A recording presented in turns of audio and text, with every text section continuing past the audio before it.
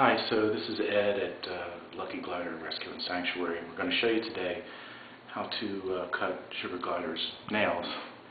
It's important that you cut their nails because if you don't, they can hurt themselves and they can hurt other animals as well.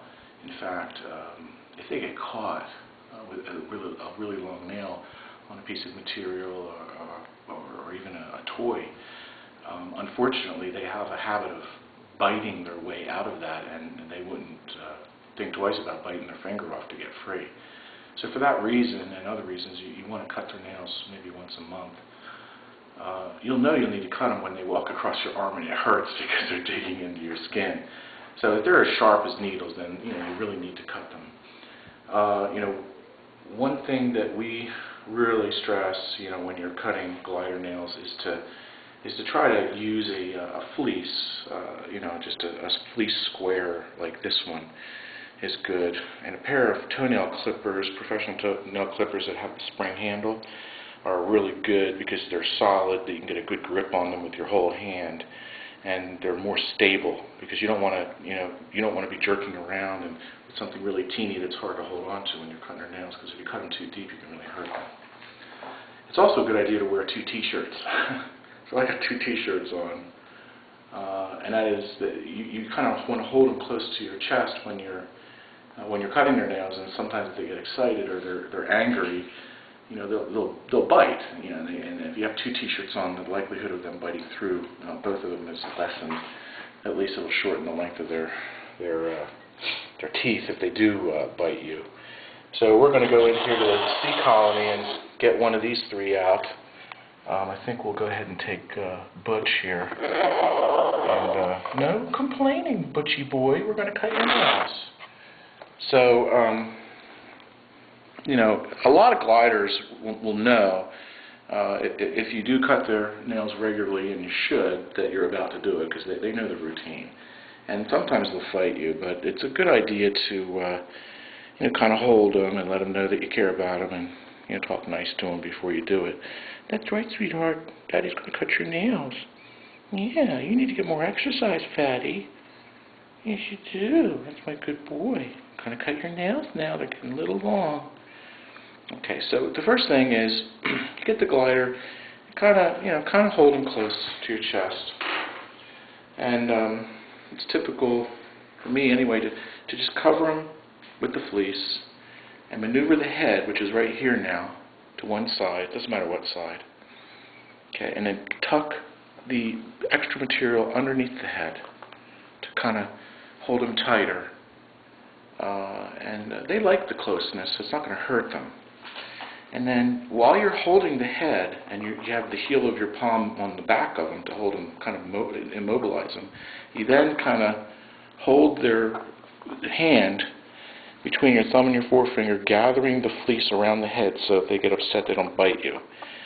So you get the thumb and the forefinger, and then you very carefully cut just the tip of each one of these.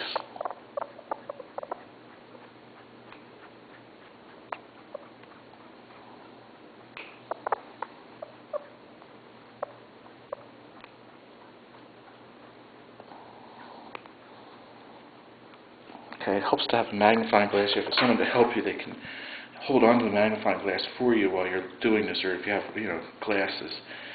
And then you're holding the head under the heel of your palm, and then you get a hold of the back, and you can embrace the head in between your 2 fingers here, hold them gently. Sometimes you have to kind of stroke the foot or the hand to make them stick their nails out. No, honey, stay in there. You see? Kind of stroke it to get them to stick their nails out. And then you just tip the nip. Just the tip. Just the tip.